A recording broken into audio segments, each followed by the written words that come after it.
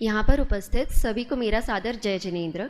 आज की प्रवर्तमान गोष्ठी में मेरा विषय है क्रमबद्ध पर्याय और पंच समवाय। तो मैं अपने गोष्ठी को 3 बिंदुओं के माध्यम से स्पष्ट करूँगी। समवाय के परिभाषा और भेद, और क्रमबद्ध पर्याय और पंच समवाय तथा इसके संबंध में मिथ्या भ्रांति। पहले हम देखते हैं कि क्रमबद्ध क्या है। तो क्रम अर्थात क्रमाभिव्यक्ति, बद्ध अर्थात निश्चित, और पर्याय अर्थात परिणमन।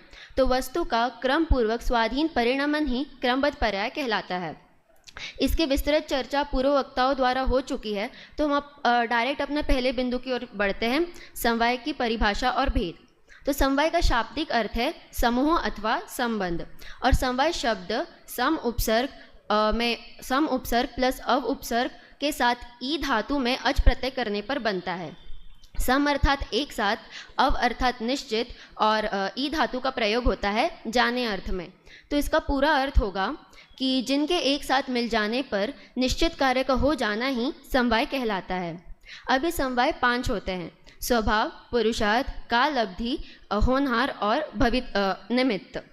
इनकी परिभाषा इस प्रकार है कि वस्तु में विवक्षित कार्य के उत्पन्न होने की शक्ति ये स्वभाव है, और विवक्षित कार्य रूप परिणमन में वस्तु की शक्ति का उपयोग ये है पुरुषार्थ, और विवक्षित कार्य की उत्पत्ति का स्वकाल है काल अवधि, तथा होने योग्य विवक्षित कार्य है होनहार, और विवक्षित कार्य के होने में अनुकूल बाह्य सामग्री है निमित्त।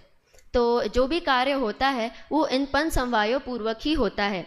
इसके लिए अपन एक उदाहरण लेते हैं कि जैसे इंडिया और पाकिस्तान का मैच हुआ, उसमें इंडिया जीती, तो उस जीतने रूप पर्याय में भी पंच समवाय थे। कैसे कि उन 11 लोगों की टीम में जीतने की शक्ति थी, यह है स्वभाव, और उन लोगों ने क्रिकेट गेम खेला, यह है पुरुषार्थ। और वो लोग 14 सितंबर को ही जीते, ना उसके पहले जीते ना बाद में जीते, यह है काल अवधि। और उनको जीतना था इसलिए वो जीते, यह है होनहार। और उसमें जो निमित्त थे, बैट, बॉल, स्टंप्स और पिच, ये हो गया निमित्त। इस प्रकार प्रत्येक कार्य पंच समवाय पूर्वक ही होता है। अभी तो हमने 5 समवाय देखे, परंतु पद्म पुराण में आचार्य रविशेन ने कार्य के होने में 8 कारण बताए हैं: काल, स्वभाव, पुरुषार्थ, कर्म, ईश्वर, नियति, दैव और क्रिया। तो या मतलब अभी जो हमने 8 देखे ये सही है और ऊपर के 5 गलत है, या फिर 5 सही है और नीचे के 8 गलत है, ऐसा नहीं है, दोनों ही सही है। क्योंकि वो पद्म पुराण में जो 8 कारण बताए हैं उसमें भी जो उक्त हमने 5 कारण देखे वो घटित हो जाएंगे। आचार्य रविशेन ने काल लिया है, स्वभाव लिया है और पुरुषार्थ लिया है, और यहाँ पे अब कर्म और ईश्वर में निमित्त ले लेंगे, और नियति, दैव और क्रिया इसमें भवितव्यता को ले लेंगे। तो इस प्रकार दोनों ही सही है। यहाँ पे समझने योग्य बात यह है कि विवक्षित कार्य के होने में अनेक कारण होते हैं, और उन अनेक कारणों में से जो मेन 5 कारण हैं उनको छाट कर हम समवाय नाम देते हैं। और जो भी कार्य होता है वो इन पंच समवायों पूर्वक ही होता है। इसके लिए सबसे प्रसिद्ध उदाहरण है कि महावीर भगवान की दिव्य ध्वनि 66 दिन तक क्यों नहीं खिरी। वहाँ पे सब कुछ था, पर एक गणधर के निमित्त का अभाव था, इसलिए 66 दिन तक दिव्य ध्वनि नहीं खिरी। इस प्रकार जो भी कार्य होता है वो पंच समवायों पूर्वक ही होता है। अब हम अपने दूसरे बिंदु की ओर चलते हैं, क्रमबद्ध पर्याय और पंच समवाय। तो क्रमबद्ध पर्याय हम जानते ही है कि क्या है, कि प्रत्येक पर्याय क्रम में बद्ध होती है, और उस क्रम में बद्ध एक एक पर्याय पंच समवाय पूर्वक ही होती है। जैसे सम्यक दर्शन को लेते हैं, लोगों की मान्यता है कि सम्यक दर्शन करने के लिए तो कर्म का क्षय करना पड़ेगा, शास्त्राभ्यास करना पड़ेगा, तत्व का निर्णय करना पड़ेगा, इतना कुछ करना पड़ेगा तब जाके सम्यक दर्शन होगा। परंतु ऐसा नहीं है, ये सारी चीज़ें अलग अलग नहीं होती है, ये सब कुछ एक साथ होती है, क्योंकि इसमें भी पंच समवाय घटित होते हैं।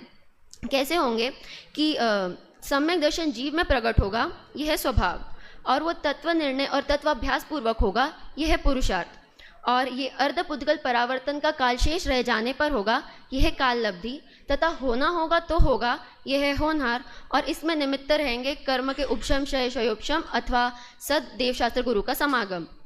इस प्रकार प्रत्येक कार्य क्रम में बद्ध प्रत्येक कार्य पंच समवायों पूर्वक ही होता है।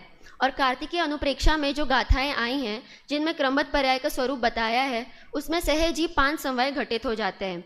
उधर कहा है कि जिस जीव का जिस देश में, जिस काल में, जिस विधान से, जिस नियत रूप जो कार्य होना है वो होता है।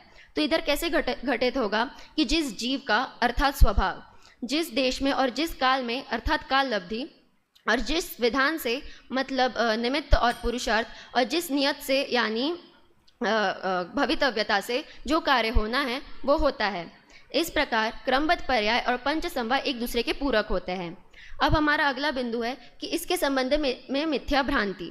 तो इसके संबंध में सबसे बड़ी मिथ्या भ्रांति है नियतिवाद। नियतिवादी क्या कहता है कि जो होना है सो निश्चित है, और हम क्या कहते हैं कि जो होना है सो निश्चित है। तो दोनों का कथन सेम है पर मान्यता डिफरेंट है। मान्यता में क्या है कि नियतिवादी कहता है कि पुरुषार्थ आदि अन्य समवाय गौण होते हैं, और हम कहते पुरुषार्थ आदि अन्य समवायों का अभाव होता है, और हम कहते हैं कि पुरुषार्थ आदि अन्य समवाय गौण होते हैं। जैसे एक व्यक्ति ने पढ़ाई की और उसके बाद वो कह रहा है कि जो होना है सो निश्चित है, मतलब उसको क्रमबद्ध पर्याय की सच्ची श्रद्धा है क्योंकि उसने पुरुषार्थ भी करा है और उसको भवितव्यता भी ज्ञात है। पर जो दूसरा व्यक्ति है उसने पढ़ाई भी नहीं करी और वो कह रहा है जो होना है सो निश्चित है, मतलब उसको पढ़ाई रूप उद्यम नहीं करना था इसलिए उसने क्रमबद्ध पर्याय के सिद्धांत को उठाकर उसको मिथ्या रूप में अपनाकर नियतिवाद का पोषण करा है। क्योंकि जो निरुद्यमी व्यक्ति होता है वो खुद पुरुषार्थ नहीं करना चाहता है, इसलिए वो पुरुषार्थ आदि समवायों का तिरस्कार करता है। यही बात एक अंग्रेजी की सूक्ति में भी आई है कि the word lucky is how a lazy person describes someone who works hard. हालांकि हम भी कहते हैं कि जो होना है सो निश्चित है, परंतु हम होनार की अपेक्षा से कहते हैं। इसमें बाकी जो 4 समवाय हैं उनको गौण रखा जाता है। हम सभी ने एक सूत्र पढ़ा है तत्वार सूत्र का, अर्पिता नर्पित सिद्धे, कि मुख्य और गौण की व्यवस्था से वस्तु में स्थित अनेक धर्मों की सिद्धि होती है। वैसे ही हम कथन एक समवाय की अपेक्षा से करते हैं, पर उसमें बाकी के जो 4 समवाय हैं वे गौण रूप से विद्यमान होते हैं। अब हम पांचों का कथन एक साथ क्यों नहीं कर सकते हैं? क्योंकि ये अपने वाणी की कमजोरी है। शब्द संख्यात है तो हम सारे समवायों का कथन एक साथ नहीं कर सकते हैं। इस प्रकार इस नियतिवादी का निराकरण करा, और इस नियतिवादी को गोमट सार में स्वच्छंदी कहा है और इसे ही ग्रहित मिथ्यात्व का पोषक बताया है। अब ये जो इतनी सारी चीज़ें हैं जो हमने देखी, ये हमें समझना क्यों है? तो इसका एकमात्र तात्पर्य है वीतरागता। और वीतरागता कब होगी?